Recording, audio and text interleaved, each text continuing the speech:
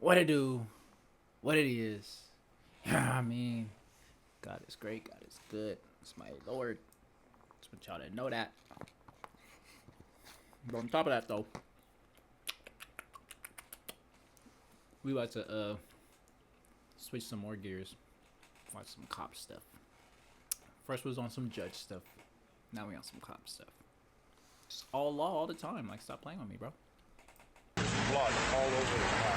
What looks like blood in there? It's not blood, it's deer meat. Shotgun shells all over this. Holy. In all the cases we've covered on this channel, this case is by far the most upsetting we've come across. What follows is never before seen body cam footage as police make a routine traffic stop and discover a truly chilling scene. We'll also show you exclusive security footage capturing the victim's last moments alive. But first, an investigative report on what led up to this tragic incident and the many ways it could have been prevented. Be warned, we will be covering the flaws in child protective services surrounding abusive parents and why those services need to focus more on helping the victims in these cases over their abusers. This may seem straightforward, but domestic situations can become very complicated in cases where the abuser is the parent of a victim. Let's step back a moment and get some... Yeah, I've been saying that too. CPS, you guys are trash. Like, not gonna lie to you, I wish Trump would have fired y'all so we can put some people that are actually competent in those positions.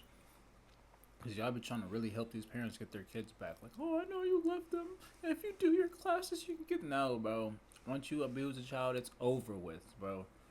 Out of here. Background on what exactly led up to this heinous crime. In December of 2015, Julissa Thaler and Tori Hart's child, Eli Kenneth Alejo Hart, was born. However, their relationship quickly went south. Court summons suggest that Julissa has a long history of substance abuse, including suspicions that she exposed Eli to a controlled substance while she was pregnant. The next line in the summons mentions Eli's genetic disorder, Townes-Brock syndrome, which left baby Eli with hearing loss and cleft feet. At this time, Julissa filed police complaints against Tori. She later admitted to the complaints being false, and that because of her mental health issues, she constantly accuses Hart of things that he doesn't do. After years of custody battles and allegations of abuse, Julissa and Tori undergo court-ordered evaluations. For years, Julissa gains custody of Eli, but struggles with homelessness. In How you gonna get custody when you're homeless, bro? Stop it. October 2020, Dakota County Social Services find Eli at Julissa's decrepit home, naked and without hearing aids. The social worker on scene could not locate shoes or clothes for Eli outside of a single set of pajamas. DCSS found a flooded upper floor bathroom, eggs broken and smeared throughout the main level, and food in various stages of decay around the main floor. Julissa is hospitalized for mental health issues, but Eli is returned to her care afterward. Around 3 months later, Child Protective Services again took Eli and placed Julissa into custody on a mental health and welfare hold. Julissa was presenting signs of psychosis and claims that she was hearing voices related to self-harm, among other paranoid delusions. This time, Eli was found with matted hair, cuts on his arms, and without his hearing aids. According to a court summons, Dakota County Judge Timothy Wormiger found it contrary to the welfare of Eli to permit him to remain in Julissa's care because of these 8 reasons, which includes Eli's risk of harm, his lack of food, clothing, shelter, and education, along with Julissa's criminal history and psychosis. Over the next few years, Julissa again and again proves she's not fit to be a parent. Throughout, Tori continuously... I'm not gonna lie, this is low-key pissed me off. I don't even want to finish this one. I'm not, man. Where we gonna go since I already started it?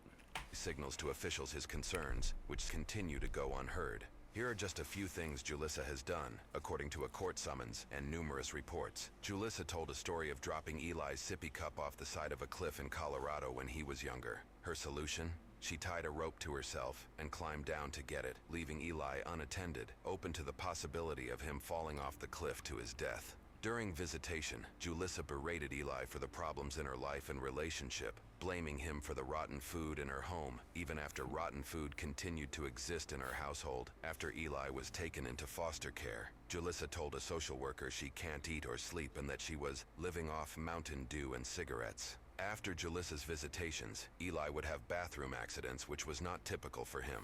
Julissa showed Eli disturbing videos she took of cat feces, along with images of naked women. Julissa gifted Eli a smartwatch and would call and text him during Tori's visitation time. In the time Julissa needed to better herself for the court to gain custody of Eli, she had the police called on her over 20 times in a 10-month span. Julissa set up a noise machine in her home because she believed neighbors were spying on her. Julissa submitted numerous false police reports of Tori, claiming he was stalking her and was on methamphetamines. Both these accusations and more were disproven. During DCSS visits to her home, Julissa was found to be raising ducks in her living space, despite her attempts to hide them during. Bro, this one was crazy. Why does she have a kid? Tori, bro, Bro, I'm not gonna lie to you, bro. You must have been down bad to put a baby in her. Like, come on now, bro.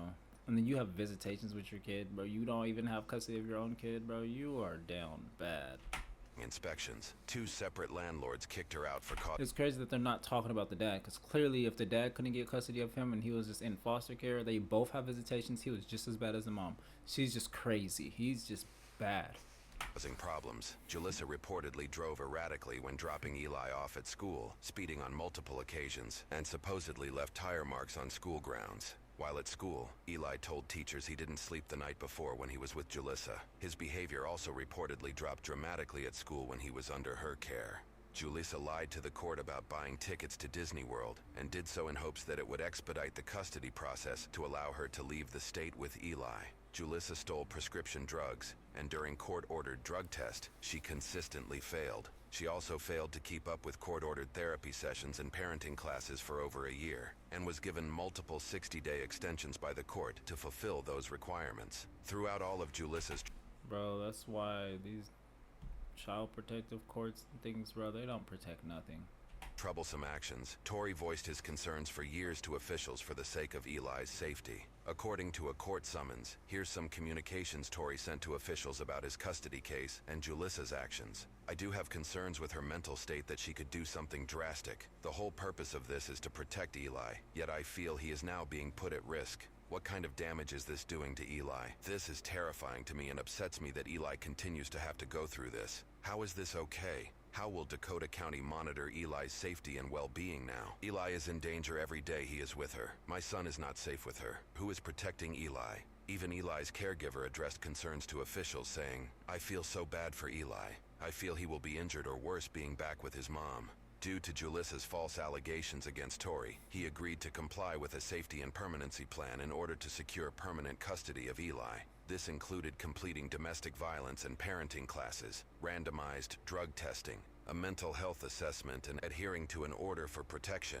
In contrast to Julissa, Tory fulfilled all requirements. DCSS reported positive visitations with Tory, noting Eli's happiness, energy, and enjoyment during their time together. According to a court summons, DCSS reports So why didn't he have custody though? If he's such a great father and Eli loved him so bad, like I'm so confused on this now. You guys suck at your job. I'm just gonna go ahead and say that now. be quoted that, during these visits with Mr. Hart, Eli is noticeably smiling, talkative, energetic, and he seems to enjoy them. Despite the countless negative reports on Julissa and the positivity and capability of parenting shown by Tory, the court system continually pushed for reunification of the child with their mother over the father.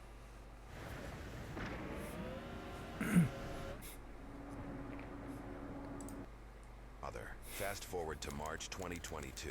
Tory filed for custody of Eli in Hennepin County Court, possibly to change the jurisdiction due to concerns about the current court's handling of the case. However, Hennepin Court said they couldn't grant custody due to the ongoing case in Dakota County, and could only move forward if the Chips case were to be dismissed. Within days, the court moved to dismiss the Chips file. Unbelievably, on May 4th, 2022, the same defendant who filed all those negative reports against Julissa pushed to remove Eli from court supervision and into reunification with Julissa. Reports made on a later date cited the defendant had no immediate concern for Eli's physical well-being at the time. At this point, Eli had been in foster care for 466 days. Despite the recorded evidence that Julissa was not fit to parent Eli, Dakota County Judge Tim Wormiger removed Eli from the county's protection. So can we get Tim Wormiger off? He needs to go. He does not need to be a judge. He clearly does not have the capacity or capability, the brain capacity, or the capabilities to do his job correctly. He shouldn't be overseeing anything. On May 10th, 2022, court summons show that a Dakota County social worker and one of Eli's court-appointed guardians both recommended that Julissa be reunified with her son. Adding more devastation to this case, a hearing was set for the very next day on May 11th, as an opportunity for Tori to raise immediate concerns to prevent the reunification. Unfortunately, the hearing was canceled, robbing Tori of this valuable opportunity. 6 days later, on May 17th, receipts show Julissa would purchase a shotgun with what was likely dozens of rounds, along with a revolver. The receipt even thanks her by name for the purchase. Just 3 days later, on May 20th... How do y'all let her buy a gun when she is crazy? Bro, what state are they in again? I forgot where they're at. I'm not gonna lie to you. Dakota County. Julissa would be found driving a vehicle that was missing a tire and had its back window smashed open. Officers would soon pull her over.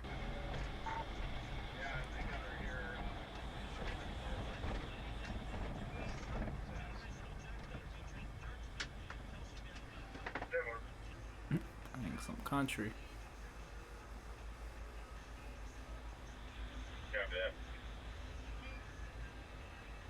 After a few minutes, two officers approach her vehicle from either side. According to police reports, the officers noticed shotgun shells, blood in the vehicle, and on Julissa herself, and what appeared to be gunshot holes in the back of the car seat. Julissa herself seems overly calm about the whole situation. According to police reports, she claimed the blood on her came from removing a tampon. Other suspicious claims were also made by Julissa, as seen from this limited body cam footage. There is no tire there. All right.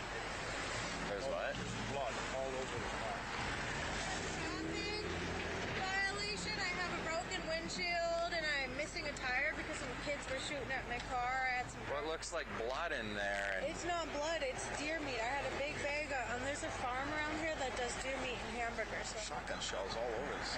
yeah. Despite the incredibly questionable scene the officers discovered Julissa in, the officers decided to release her, personally chauffeuring her a ride home to her apartment. The officers Bro, this is just the stupidest county ever. who work in Hennepin County, home to Minneapolis, also may have feared getting a complaint from the woman, factoring into their decision-making. According to news reports, the search warrant for Julissa's vehicle indicated the police released her because she was growing impatient, cold, and refused to sit in the squad. Back at the blood-soaked vehicle, officers developed probable cause and did a deeper search of the vehicle. We got a body. All right, let's cover it. According to reports, officers rushed back to the apartment where they'd just dropped Julissa off. They discovered she was no longer there. She left a washing machine running with what was later determined to be filled with the clothes she was just wearing. Soon after, officers located Julissa leaving the area on foot, and she was placed under arrest. Officers then observed that she had what appeared to be brain matter in her hair. Based off witness statements and off the physical damage her vehicle left on the road, officers were able to track the past movements of the vehicle. Along this route, they found multiple locations where blood and brain matter had been discarded.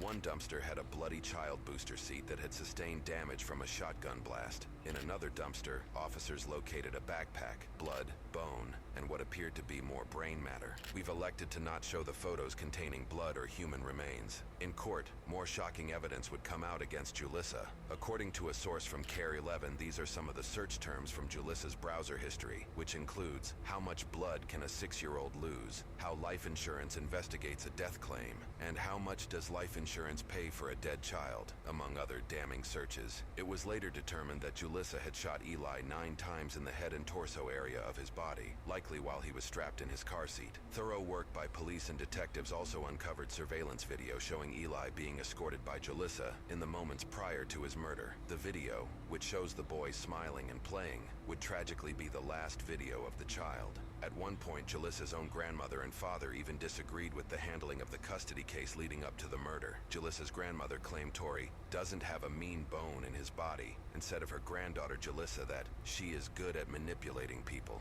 and I blame the court system for not helping her out. We all told the social workers that she needs to be institutionalized, not just for a month, but maybe for a year or more. But nobody listened. Julissa's father said, I gave the judge her detailed mental health history. I told him that she was displaying paranoia and auditory hallucinations. I said I feared for Eli's safety. It all fell on deaf ears. Julissa did not... My question is, does the judge have to answer for this type of stuff? Like what? mince words with how she felt about the situation. Scholar, you have the right to speak. this morning if you'd like. You don't have any obligation to speak, but if you'd like to choose to speak, now is the time to do it. Yes, I would like to say something. Go ahead. I'm innocent. You all, you're garbage. That's all you're.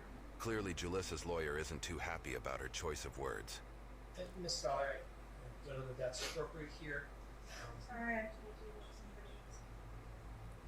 Julissa Thaler was sentenced with first-degree predetermined murder and second-degree intentional murder for shooting Eli no less than 9 times. She has received life in prison without the possibility of parole. Currently, Tori is in the process of suing the defendants and a caretaker of Eli, who continue to suggest reuniting Eli with Julissa. That outcome is yet to be determined. Unfortunately, this is not the only case of this nature that was mishandled by Minnesota, and more specifically Dakota County and Ramsey County Child Support Services. Most recently, Child Protective Services has again come under scrutiny after allowing a parent with a violent history custody of his children. In this case, it was a father who won custody and would later go on to shoot and kill 2 Burnsville police officers and a firefighter with a rifle on Sunday, February 18, 2024, while 7 of his children were with him. The standoff ended when the father took his own life. This interview, conducted by a source from CARE 11. First and foremost, why did they come to his house? What did he do for them to start shooting him? Like, whoa. And shows the frustrations that the mother of some of the children has with the way her custody case was handled. Even though their dad is this monster, you know, that's still their father. You know, they had unconditional love for him. And it hurts me because it's like somebody so evil like that and they still get all the love. I'm not gonna lie, I don't care for your tears. You had how many kids with this man? Shut up. From their children, he could have took them. He could have done a lot, you know, so my main focus is just to get their mental health in order, you know, because it's not gonna be like overnight. It's gonna be something that's an ongoing thing. A statement released by Ramsey County in Minnesota has this to say about these kinds of cases. In Minnesota, counties are required by law to work toward family reunification in child protection cases unless specifically accepted by statute. When a parent is found to be compliant with court orders during the period their child is placed out of the home, a child must be returned to the parent's care. Following reunification with their child, a parent is no longer legally compelled to work with social services. A family may also relocate of their own volition. Hopefully, swift changes in how cases like these are handled happen soon to prevent future tragedies. So I say we just need to go on ahead in whatever county that is, Dakota and all that stuff. We need to just start canceling them. Yeah, straight up cancel them. We need to get them fired, you know? Because that don't make no sense. They are terrible at their job. And it's not the first time I've heard of DSCA, whatever the heck, Child Support Services, CSS, being trash. We have CPS over here. I don't know if it's by county or what. I haven't seen CSS before, but I know with CPS, at least they do a lot better from what I've seen. But I know they're still just as bad. But the CSS people, the county that they're in, yeah, let's go ahead and fire them all. Especially that judge, bro. Take that man off the stand. He's trash.